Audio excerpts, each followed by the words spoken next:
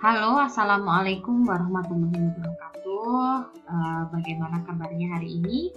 Semoga semuanya diberikan kesehatan sehingga nanti bisa menyimak materi yang hari ini akan Riza sampaikan.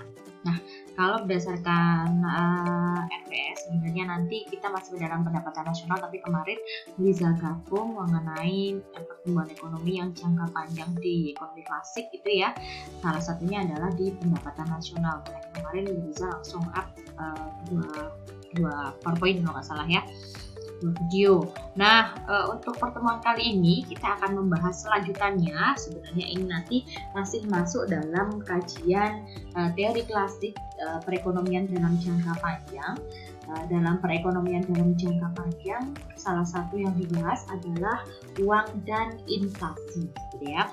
Ini adalah topik yang mungkin secara umum memang dibahas dalam ekonomi makro atau makroekonomi.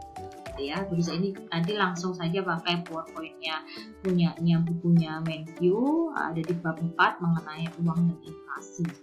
Mungkin nanti kalau ada yang sudah punya bukunya atau punya PowerPoint-nya bisa dibaca lagi. Kalau belum nanti akan bisa share di si Kejar untuk dapat melihat PowerPoint-nya secara keseluruhan gitu ya. Nah, hari ini kita belajar mengenai uang dan inflasi. Sebenarnya sih penekanannya adalah pada inflasinya gitu. Inflasi sudah sering sekali didengar oleh kalian semua, apalagi ketika kalian belajar di ekonomi, mulai dari pengantar ekonomi makro 1, makro 2, dan tidak hanya di mata kuliah ekonomi makro gitu ya, tapi di banyak mata kuliah inflasi pun juga dibahas seperti itu. Nah, apa sih yang disebut dengan inflasi gitu? Kalau menurut pengertian kalian sudah paham lah ya, mulai dari semester 1 sampai dengan sekarang semester 4 ya. Semester 4 itu kalian sudah mempelajari mengenai inflasi, kenaikan harga secara keseluruhan dan secara terus-menerus bla bla bla bla seperti itu. Nah, kenaikan harga gitu ya, inflasi. Kalau kita bandingkan dulu waktu kalian masih SD, berapa sih uang saku kalian? Bisa buat beli apa saja? Satu piring nasi itu harganya berapa? Kemudian bandingkan dengan sekarang. Boleh nggak harga yang dulu kalian beli untuk sepiring nasi, kemudian kalian berikan di waktu yang sekarang? Itu perubahannya sudah berapa lama? Kira-kira mungkin hampir 10 tahun lah ya perubahan itu. Mungkin dari SD sekarang kuliah itu ada perubahan sedikit. Apalagi zamannya Bu Riza gitu. Ketika Bu Riza SD berapa tuh ya? Kemudian sekarang kira-kira 20 tahun kemudian, hampir 2 dekade, itu jelas sangat berkali-kali lipat terjadi kenaikan harga gitu ya. Nah, itu bisa kalian sebut sebagai inflasi. Kan memang berubah sekali ya harganya, berkali-kali lipatnya kenaikan harga, dan itu tidak hanya di satu barang, tapi hampir seluruh barang harganya berubah dari tahun misalkan di tahun 90-an sekarang di tahun 2021 itu bisa kita sebut sebagai yang namanya inflasi. Nah, yang namanya inflasi kalau kita lihat tadi adalah penekanan pada harga. Berarti kalau harga itu nanti kita harus apa? Harga itu apa sih? Harga itu adalah nominal yang harus kita bayar. Kita bayarnya pakai apa? Pakai uang gitu kan ya. Nah, berarti dari inflasi harga terus dari harga tadi harus dibayar dengan yang namanya uang. Uangnya bisa bentuknya dalam apa saja, macam-macam, apalagi sekarang gitu ya. Untuk mengetahui atau untuk memahami inflasi itu seperti apa, maka dari itu kita harus membahas yang di awalnya tadi mengenai uang. Nah, kalau kita tadi membahas mengenai harga itu sih kalau kita dalam jangka pendek sekarang, harga besok itu kan pasti nggak berubah. Misalkan saja sekarang ini harga di Sambuza jualan telur. Harga di kandang sekarang 20.000 misalkan, terus besok tuh 20.500. Itu nggak serta-merta di harga di pasar langsung naik juga, tidak. Biasanya kita masih stagnan nunggu benar-benar ada perubahan yang signifikan dan dalam jangka waktu yang lama. Tidak harus misalkan satu hari berubah harganya, nambah 500 atau turun 500 lalu langsung di pasar harganya berubah. Tidak seperti itu konsepnya, karena memang kalau dalam jangka pendek itu nanti harga itu masih sulit berubah kaku gitu ya. Nah, maka dari itu kita hari ini kan masih membahas mengenai pertumbuhan ekonominya yang dalam jangka panjang atau dalam jangka menengah, pakai teori klasik. Oke, gitu ya. Itu yang pertama. Nah, hari ini karena tadi kita bahas mengenai uang dan inflasi, maka dari itu kita nanti akan membahas yang pertama dulu, yaitu adalah mengenai uang. Apa sih uang itu? Terus apa sih inflasi itu? Tadi sudah dibahas ya mengenai inflasi itu apa. Kalau uang, ini ada tiga pembahasan, yaitu mengenai persediaan aset digunakan untuk transaksi, salah satu jenis kekayaan. Jelas sekali kalau itu ya, kemarin sudah dibahas. Saya kira sih ini sudah benar-benar kalian pahami. Kemudian fungsi uang, nah ini jelas fungsi uang sebagai unit nilai, unit hitung, unit pertukaran. Kemudian uang konversi menjadi sesuatu yang lain seperti barang dan jasa. Kapan kadang disebut likuiditas uang. Kalau kalian membahas mengenai fungsi uang, belajar perkasa juga sudah paham. Dulu ada yang namanya barter, kemudian dari barter dulu bagaimana berubah dulu dari batu, kemudian kulit, kemudian berubah menjadi koin logam, perak, emas, kemudian ada sertifikat. Kemudian sertifikat atas emas yang dijaminkan, dari sertifikat atas emas yang dijaminkan kemudian dilupakan yang namanya uang karena diakui gitu ya, disetujui oleh banyak pihak, banyak kalangan.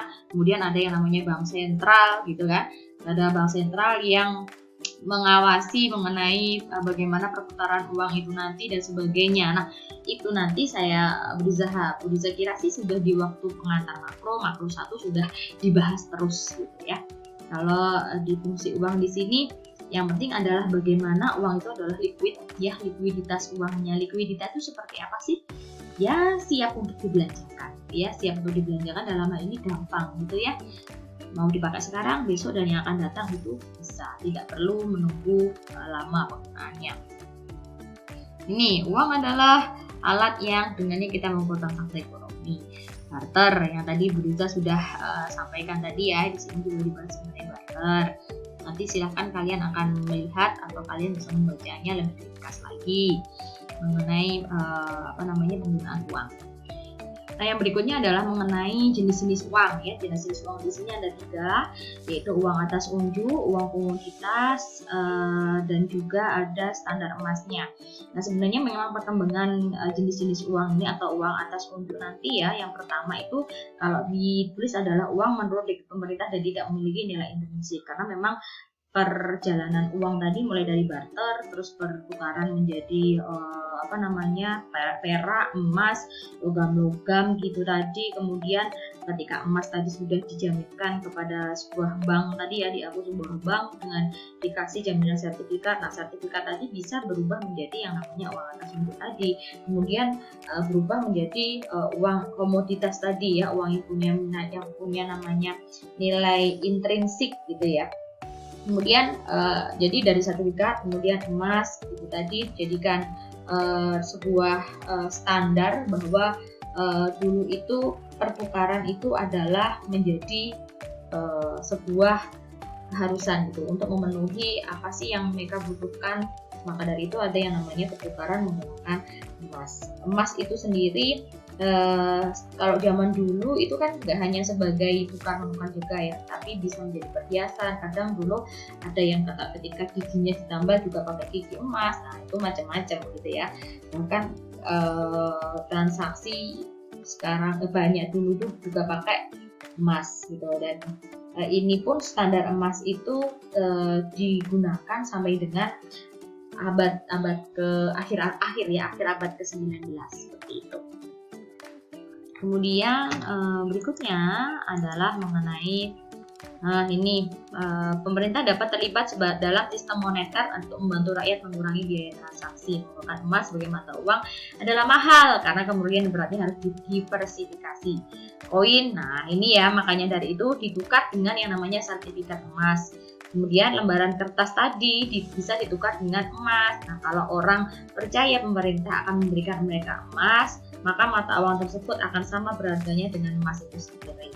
Maka dari itu, kalau kita melihat ada uang itu, makanya ada nilai nominal, ada sama dengan nilai intrinsik. Mas ingat ya, kalau harganya berapa itu, apakah harga uang yang tertera tadi, yang ada di kertas tadi senilai dengan bahan yang digunakan. Nah, seperti itu. Masih ingat ya mengenai itu ya. Nah, hasil akhirnya adalah karena tak ada yang meminta emas lagi dan semua orang meminta kertas, kertas itu memiliki nilai dan berperan sebagai uang itu tadi. Jadi awalnya adalah dari uang atas unjuk, uang komoditas, sehingga sebagai sertifikat tadi kemudian menjadi uang yang diakui oleh semuanya, diakui oleh semuanya. Kemudian ada jumlah uang yang beredar versus kebijakan moneter. Nah, ini jelas sekali sih mengenai hal ini ya, karena memang ketika jumlah uang yang beredar di dalam masyarakat itu nanti pasti akan menentukan kebijakan apa sih yang harus digunakan gitu ya. Maka dari itu ketika uang yang beredar di masyarakat juga akan semakin tinggi, biasanya juga akan menentukan ini terjadi yang namanya inflasi, karena biasanya permintaan uang akan semakin tinggi dan digunakan untuk berkonsumsi gitu ya. Nah, kontrolnya tadi mengenai jumlah uang yang beredar biasanya yang menentukan adalah Bank Sentral. Kalau di Indonesia namanya Bank Indonesia, kalau di Amerika namanya adalah Fed. Salah satu atau beberapa nanti instrumen yang dilakukan atau diambil oleh Bank Sentral terkait mengenai kebijakan moneternya, ini ada yang namanya operasi pasar terbuka, pembelian dan penjualan obligasi pemerintah. Ini kenapa sih kok ada yang namanya pembelian dan penjualan obligasi pemerintah? Ini biasanya untuk mengendalikan jumlah uang yang beredar. Untuk meningkatkan jumlah uang beredar, Bank Sentral membeli obligasi pemerintah dan membayarnya dengan uang baru. Untuk menurunkan jumlah uang beredar, Bank Sentral menjual obligasi pemerintah dan menerima uang yang ada di masyarakat dan lalu mengucurkannya. Ya, jadi ketika kalian misalkan beli tadi, itu kan untuk mengurangi jumlah uang yang beredar, terus gimana dong uangnya yang beredar? Nah, itu jawabannya ya. Kalau ingin meningkatkan jumlah uang yang beredar, maka nanti akan ditambahkan membayarnya dengan uang baru. Kalau untuk menurunkan, berarti uangnya yang dari masyarakat ditariknya dengan apa? Supaya masyarakat beli obligasi pemerintah, kemudian uangnya dihancurkan. Nah, ini ya gambarnya, ada yang naik, ada yang turun. Nah, tadi ada tidak hanya mengenai operasi pasar terbuka dalam hal membeli dan menjual obligasi pemerintah, tapi juga dengan mengubah persyaratan cadangan. Ada cadangan minimum yang harus disimpan di setiap bank umum, biasanya seperti itu ya.